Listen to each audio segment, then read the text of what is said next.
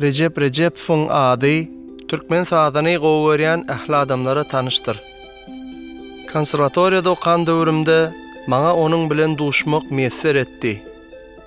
Şonda men oňa özümiň ilkinji ýazan aýdymlarymy diňledipdim. Ol meni diňläp, sende ýürek bar eken. Dowam et, ýöne durma, diýipdi. Bugün Recep biziň aramyzda ýok. Ýöne onuň sadlary, onuň ýaxşy sözleri, beren ilhamy entägem meniň ýüregimde ýaşaýar. Men Recep'iň saňa diýen aýdymyna kawer ýazdym.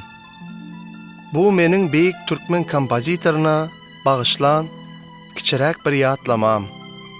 Indiki videolarymda diňläp bilersiňiz. Göwnüňize ýarar diýip umyd edýärin. Sag bolun.